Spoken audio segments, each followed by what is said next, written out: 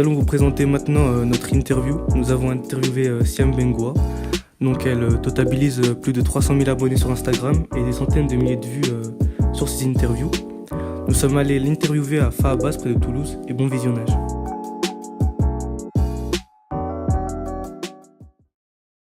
Siam, comment vas-tu? Ça va, très bien, et vous? Ça va, merci. Alors, d'abord, merci de nous avoir laissé l'opportunité de t'interviewer. Avec plaisir. Bienvenue chez moi. Tu sais que d'habitude c'est moi qui fais les interviews. Là, pour une fois, je me fais interviewer. Ça change. Alors, on a quelques extraits de ton parcours. Qu'est-ce que tu as fait? D'accord.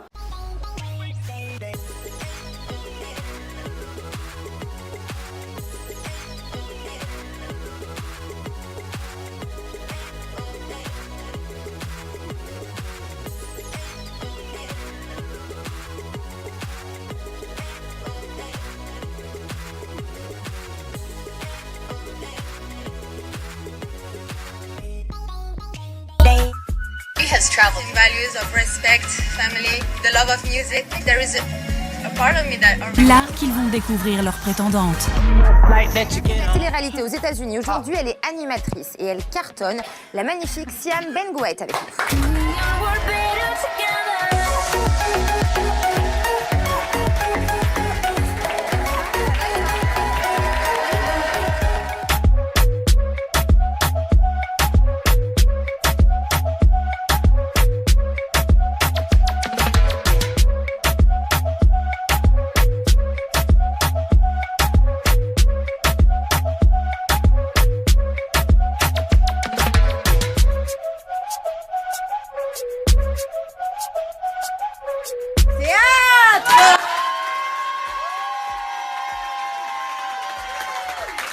Donc Siam, tu es née le 20 février 1988 à Toulouse.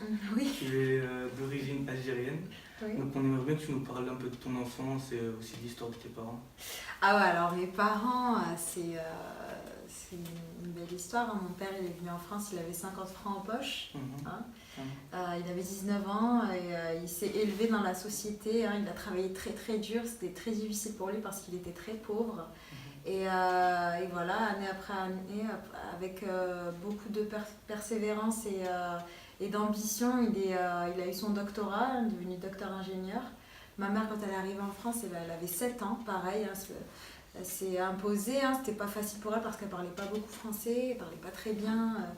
Et voilà, elle a fait ses études, pareil. Elle était très sportive, ma mère, elle était championne de tennis à Toulouse. Et ils se sont rencontrés quand ils étaient jeunes. Mon père, il venait d'arriver et ma mère, elle était déjà là depuis quelques années.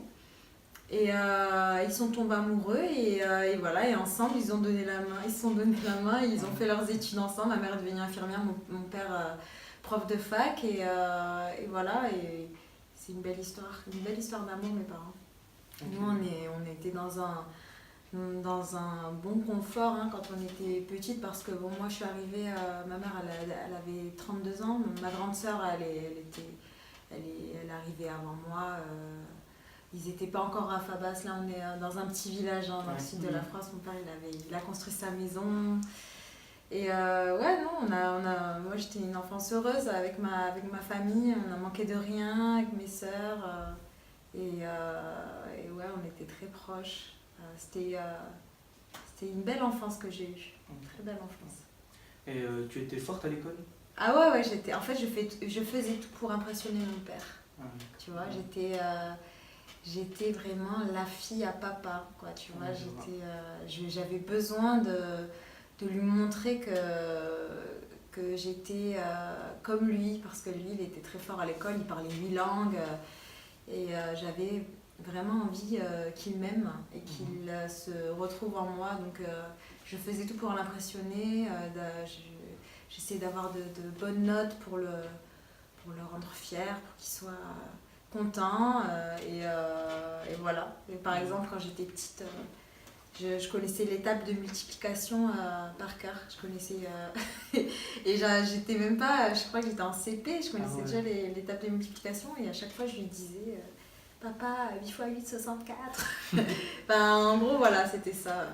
Il nous poussait vachement j'étais très proche de mon père. Et avec tes camarades, t'étais quel genre de petite fille? Moi, j'étais plutôt timide Oui. quand j'étais à l'école primaire, parce que bon, c'est vrai que quand j'ai eu 9 ans, j'ai perdu mon papa. Il est décédé des suites d'un cancer. Ça a été un très gros choc pour moi. Et du coup, je faisais tout pour être bonne à l'école. Et c'est vrai que bon, j'étais un peu dans mon coin parce que j'étais très triste. J'étais très très triste. Et j'avais qu'une idée en tête, c'était réussir mes études et honorer sa mémoire.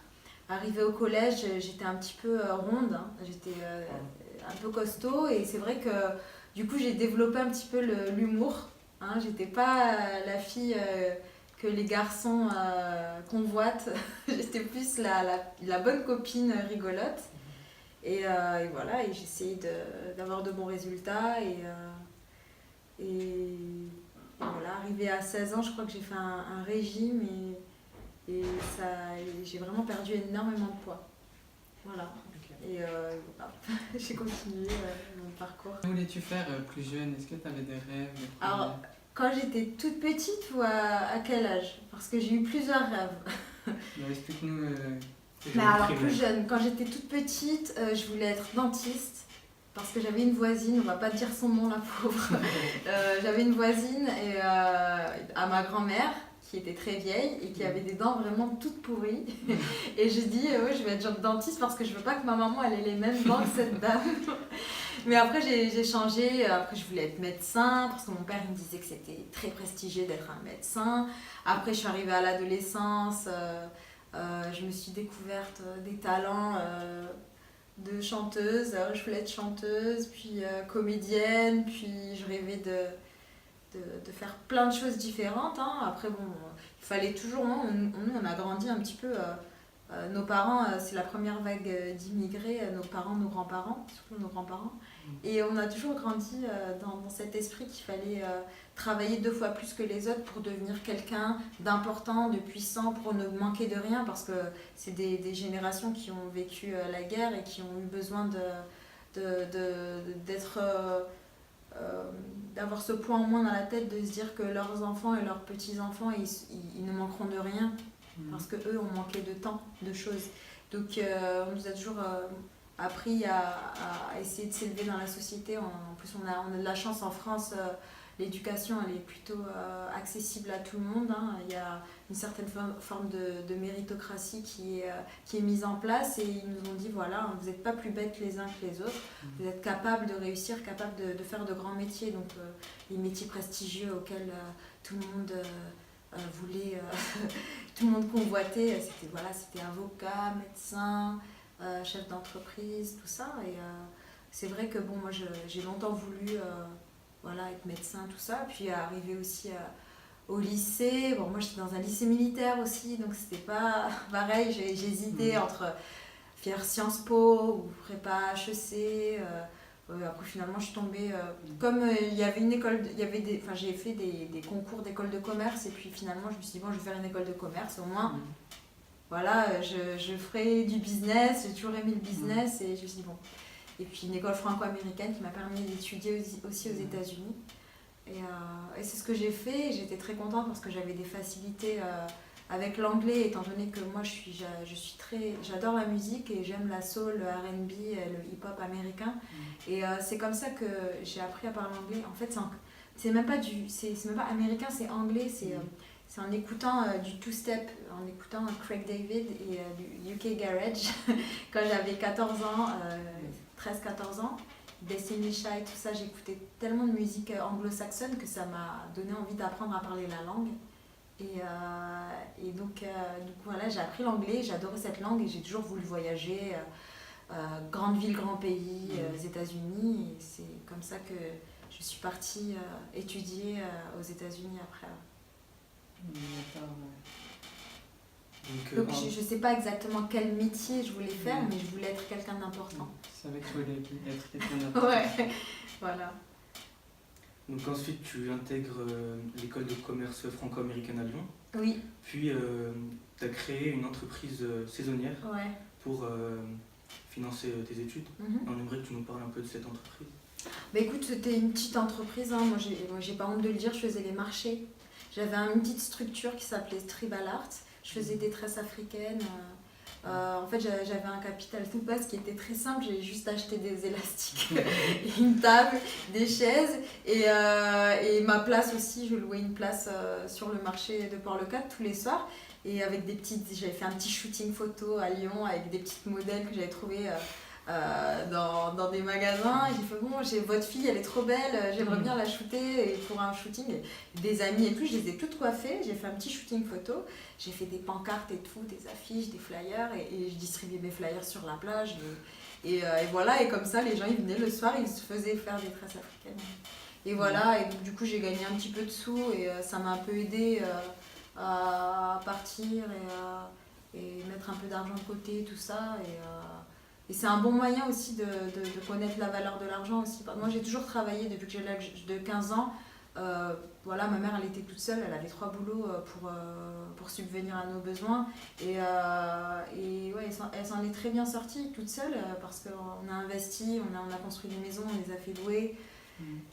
Et comme je voyais ma mère charbonner, j'avais tellement mal au ventre de la voir se démener comme une lionne pour nous, quoi, qu'à partir de 15 ans, j'ai voulu bosser. Alors j'ai bossé dans les champs de maïs, parce que nous, on est à la campagne. Premier travail saisonnier, 15 ans. Après, j'étais serveuse dans des restaurants. Après, comme on a la chance d'avoir un pied-à-terre à la mer, à Port-le-Cat, tous les étés, je travaillais, je vendais des glaces. Et après, je voyais petit à petit des gens se mettre au marché, tout ça. Je voyais des nanas africaines faire des tresses et tout. Et moi, franchement, je les voyais. Certaines, je faisais les tresses mieux qu'elles et tout. Je me dis, bon, alors l'année prochaine, j'avais déjà mon plan. Je vais faire un vrai petite structure. Je vais faire un auto-entrepreneur. Je vais faire mes petites affiches et tout. Et puis voilà, c'est comme ça que j'ai créé Tribal Art. Et voilà, puis c'était cool, franchement. C'était de très bons souvenirs. Je garde de très bons souvenirs de ça. Ensuite, tu es allée aux États-Unis. Comment tu as géré les études là-bas? Parce que c'est nouveau un peu. Eh ben, les États-Unis, c'est marrant parce que j'y suis allée. Et en fait, après un gros traumatisme, en fait, j'ai fini mes 4 ans à Lyon, comme prévu. Et j'avais pris quelques mois où je mettais des sous de côté, je travaillais sur Paris. Et je devais partir en janvier 2011. Et juste avant, j'ai perdu ma sœur. Donc c'était très difficile pour moi. Ça m'a... En fait, c'était une revanche sur la vie. Ma sœur, elle a toujours cru en moi. Elle m'a toujours dit tu es capable tu as du talent, tu es capable de faire ça, ça, ça. Et du coup, moi, j'avais juste envie de tout cartonner, en fait. J'étais toujours dans cette dynamique très ambitieuse de vouloir accomplir de belles choses. Et du coup, je suis allée là-bas, tête baissée. Hein, j'ai bossé, j'ai fini mon master. Et puis en parallèle, j'ai fait du théâtre. J'ai coécrit une pièce de théâtre avec un groupe d'étudiants qui s'appelait Free Your Mind. Et voilà, et c'était une très belle expérience. Et voilà, j'ai développé ce côté artistique aussi aux États-Unis et je me suis un petit peu conditionnée dans le fait que je veux faire un métier dans les médias et je veux faire de la comédie, je veux faire plein de choses artistiques en fait. C'est vraiment aux États-Unis que je me suis rendu compte que j'étais capable de faire ce genre de choses. D'accord. Tu nous as parlé de ta pièce Free Your Mind. Free Your Mind. You don't speak English so well, right? Tu peux nous en parler plus? Qu'est-ce qui t'a inspiré? Alors, Free Your Mind, c'est une histoire d'amour entre une jeune fille musulmane et un jeune garçon qui ne partage pas les mêmes convictions religieuses. En fait, 2 familles qui s'opposent à la période du 11 septembre. Tu vois, donc leurs 2 papas meurent le jour du 11 septembre et voilà, c'est une histoire d'amour, ça relève pas mal de sujets de société, ça parle parle de l'amour forcément, ça parle de la religion, un peu, ça parle du terrorisme, ça parle des familles qui sont déchirées à cause de leurs croyances et de leurs traditions surtout. Et en fait c'était vraiment histoire de montrer qu'on était tous les mêmes, tu vois ce que je veux dire. On a tellement été divisés avec ces événements qu'on a besoin de se retrouver en quelque sorte, malgré le fait que certaines personnes ne partagent pas les mêmes convictions.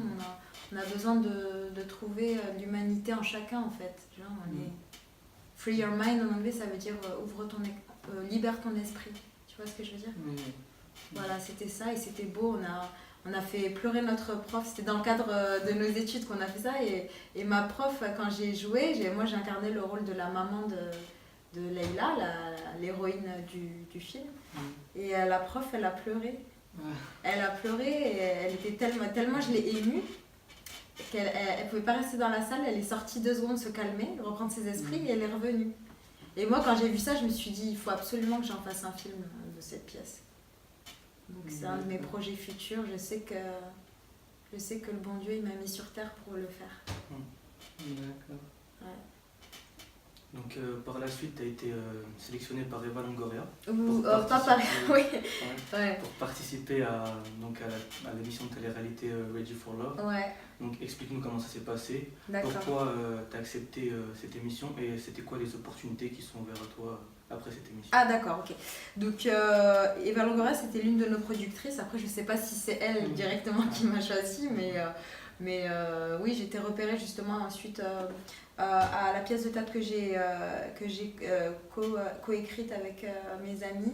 Je me suis inscrite sur un site qui s'appelle Modèle Mayhem, qui est un site où il y a pas mal de comédiens et de modèles et tout ça. C'est un peu un genre de plateforme où on peut se faire repérer. Il y a un directeur de casting qui passait quelques semaines après à Philadelphie, qui recherchait des personnes pour l'émission. Et je sais pas, quand j'ai passé le casting, en fait, je savais au fond de moi qu'ils allaient me prendre. Je sais pas comment expliquer ça, parce qu'il m'a dit, voilà... on va parler. En fait, c'est un dating show, c'est pour trouver l'amour. Est-ce que tu es célibataire? Alors, moi, ça fait 8 ans que je suis célibataire, mais je le dis là aujourd'hui. J'ai eu des histoires, mais ça n'a pas forcément marché. Et à l'époque aussi, j'étais célibataire parce que voilà, je sortais d'une difficile. Comme j'avais perdu ma soeur, j'ai eu une relation qui n'a pas du tout marché et ça m'a un peu fait de la peine et du coup j'ai décidé d'être seule et c'était plus simple pour moi et par conséquent je suis allée faire ce casting, j'ai raconté mon histoire et le gars il m'a dit bon ben ok, il m'a dit ok parce que c'est une histoire assez particulière et comme j'ai traversé pas mal de choses un peu difficiles, ils savaient très bien qu'ils allaient me prendre, même si j'avais pas mes papiers. En fait, c'était surtout ça le souci, c'est que comme j'étais étudiante internationale, j'avais un permis de travail d'1 an, donc j'ai fait toutes les démarches, tout ça pour avoir ce permis de travail qui m'autorisait à travailler sur le territoire pendant 1 an. Mais après, c'était pas dit qu'ils me prennent parce que c'est vrai qu'en principe, ils prennent des residents. Ils prennent des citizens et des residents et moi j'étais international student, c'est genre étudiant international, donc c'était pas sûr qu'ils me prennent, mais comme ils m'aimaient vraiment beaucoup les producteurs, ils m'ont dit ah ouais non il faut absolument.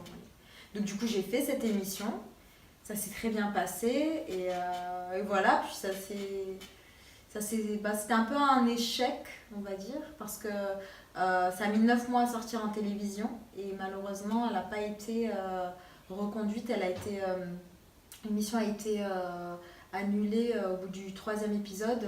Ils ont prétexté un manque d'audience. Or, c'était pas vraiment le cas parce qu'on passait juste derrière The Voice. On a découvert par la suite que Eva Longoria sortait avec un des bachelors de l'émission qu'elle produisait. Donc du coup, nous on s'est retrouvés un petit peu une main devant, une main derrière. Et moi, je suis rentrée en France et j'ai continué avec les opportunités que j'avais en France, quoi. Voilà. Quand tu es rentrée en France, tu as participé à d'autres émissions, notamment sur W9. Puis tu es devenue chroniqueuse sur le Mag Mag. Comment tu es passée de candidate de télé-réalité un peu à talk show? Au talk show. Ouais. En fait, je pense que c'est parce que j'étais déjà venue dans le mag et j'avais rencontré. En fait, si je me souviens, c'était Kevin Vatan qui m'avait mis sur une de ses chroniques. En fait, quand je suis venue à Paris, j'avais mis des sous de côté pour prendre un attaché de presse qui m'a coûté une blinde d'ailleurs, je tiens à le préciser, pour parler de mon expérience aux États-Unis. Donc, je suis venue à Paris, j'ai pris un attaché de presse. Et cet attaché de presse, il était censé me faire parler de moi, magazine, plateau télé, tout ça. Me sortir sur des événements, etc. Bon, je connaissais pas, j'ai débarqué à Paris, c'est ce que j'ai fait, mais maintenant avec le recul que j'ai sur les choses, je me dis, bon, j'aurais peut-être dû faire les choses différemment, mais bon, c'est fait, hein, faut pas... Et donc du coup, j'ai eu l'opportunité d'aller dans le mag sur une chronique de Kevin Vatan à l'époque, mon tout premier plateau. Et donc il a parlé de mon expérience aux États-Unis. J'ai eu genre 5 minutes, c'était rien. Je n'étais même pas venue en tant que vraie invitée parce que j'étais pas assez connue, soi-disant. Et donc du coup j'avais gardé un bon contact avec Kevin et j'avais gardé contact avec Coralie Ferrandis qui était la chargée de programmation en fait, celle qui s'occupait d'inviter les invités, tout ça. Et un an plus tard, j'étais sur l'émission des Princes. Et j'étais très sollicitée par différents plateaux télé parce que c'est vrai qu'on parlait beaucoup de moi dans l'émission. Et j'ai été invitée une seconde fois, donc là sur le plateau, et j'ai fait une très bonne impression également. J'ai revu cette fameuse Coralie. Et donc c'est elle qui a insisté parce qu'il cherchait des chroniqueuses et comme le feeling était bien passé, c'est elle qui a insisté pour que je sois chroniqueuse dans le mag et puis j'ai atterri dans le mag direct après. Ils ont dit voilà, Siam elle est bien, elle s'exprime bien. Donc j'ai dit écoute, c'est cool, j'aimerais bien. Donc j'ai pris cette opportunité, puis ça se passait très bien. D'ailleurs j'étais la seule à avoir une chronique vraiment, je faisais la chronique coup de poing à l'époque. Et puis voilà, puis de temps en temps j'ai fait la fashion, fashion people, fashion police. Je faisais plein de choses différentes et c'était plutôt... Ça m'a mis un pied dans le journalisme, dans le sens où j'avais des petites recherches à faire, parce que moi, le métier de journaliste, j'ai appris sur le tas. Quand j'ai fini avec le mag, j'ai travaillé pour Public, et c'est là où j'ai vraiment appris le métier de journaliste. D'accord. Du coup, après le mag, tu as travaillé chez Public. Donc j'ai travaillé chez... J'ai un ami à moi qui s'appelle Issam, et qui travaille chez Public, et je l'ai rencontré lors d'un événement, on était invité à un événement, et donc il m'a dit prends le micro et va faire des questions comme ça aux people, aux gens. J'ai dit allez, chiche ou pas chiche, il dit allez vas-y. Et du coup j'ai fait un événement comme ça et j'ai interviewé, il me dit ah mais t'es bien en interview et tout. J'ai dit ah ouais tu trouves et tout, ouais bah écoute. Et on s'est redonné rendez-vous. On attendait, je me rappellerai toujours, on était à l'Oriental Fashion Show et je faisais des questions pour les internautes de Public. C'était un truc comme ça, on l'avait organisé. Et on savait que Kris Jenner, elle était au Four Seasons et on attendait Kris Jenner, elle était là. On attend Kris Jenner, on l'attend parce que j'espérais aller avoir une interview. Alors que bon, on l'a jamais recroisée du coup. Mais là, à ce moment-là, il a vu, putain, mais la nana, elle est là toute l'après-midi, elle attend, elle est vraiment faite pour ça. Et du coup, on a décidé qu'on allait faire une petite émission qui s'appelle Pas de secret entre nous sur Public. Donc ça consistait un petit peu à interviewer les gens de Secret Story au début et après on a un peu ouvert pour les people et pour d'autres personnes.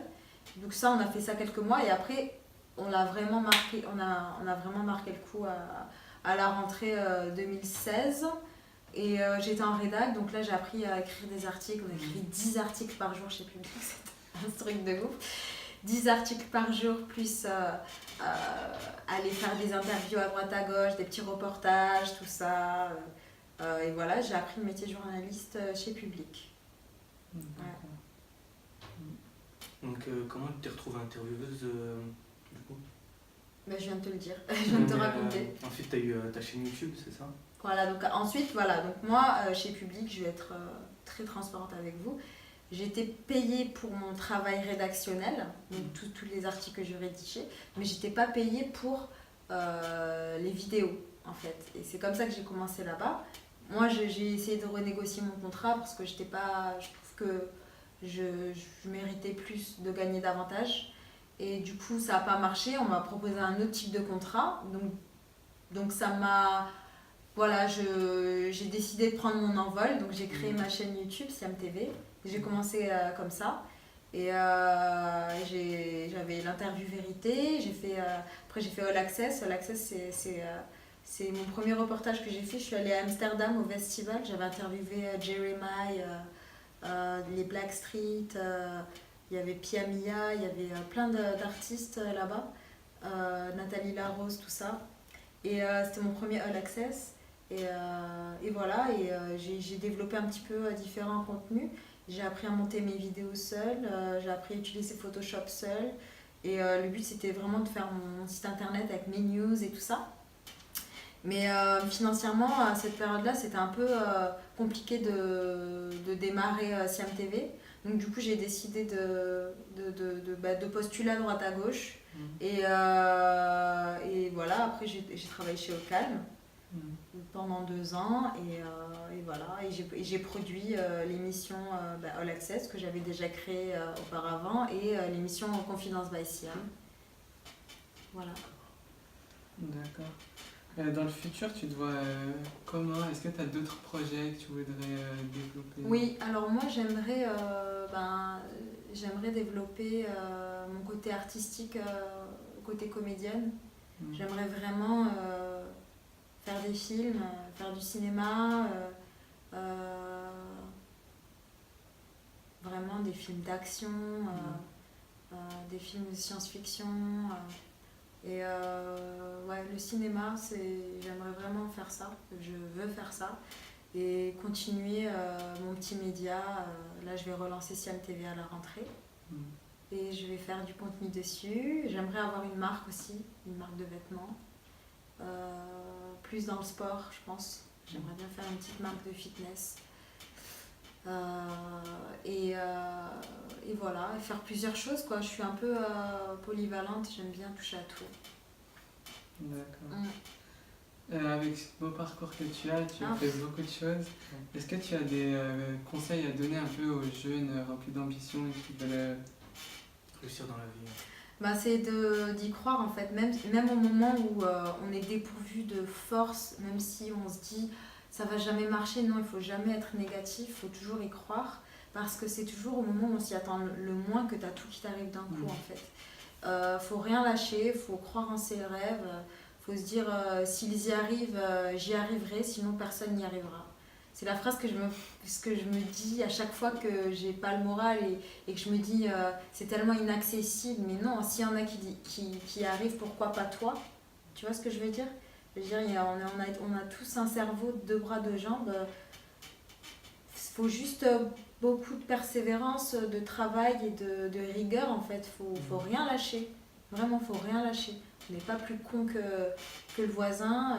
Certains, ils ont des facilités. Peut-être leurs parents sont là pour les aider et peut-être que d'autres n'ont pas cette chance-là. Mais faut pas lâcher. Il y en a qui partent de rien. Moi, j'aime beaucoup m'inspirer de parcours de vie qui sont incroyables. Par exemple, j'ai cette idée en tête. J'aime beaucoup la boxe. J'aime beaucoup les films Rocky, Creed, tout ça. Et l'histoire de Sylvester Stallone, elle est quand même ouf parce que le mec, si vous avez l'occasion, allez voir, vous renseigner, mais le gars, il est vraiment parti de rien. À un moment donné, il était même clochard, il croyait jusqu'au bout à son projet de film. Il n'a rien lâché et regarde ce qu'il est devenu, quoi, tu vois. Et cette histoire, en fait, c'est simple, il faut être positif, il faut y croire et travailler dur pour mériter ses ambitions en fait. D'accord. Voilà. Merci de nous avoir accueillis, Avec merci plaisir. d'avoir répondu à toutes nos questions.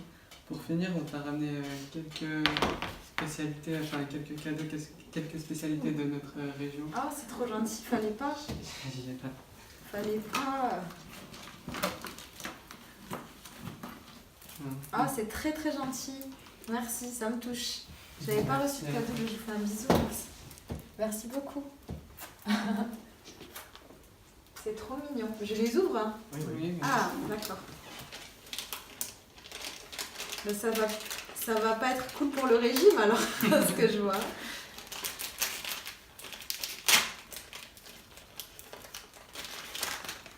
Oh, un stylo, je vais m'en servir. Les rousses, c'est d'où on vient. C'est quoi les rousses en fait? C'est un village. Il est beau ce stylo.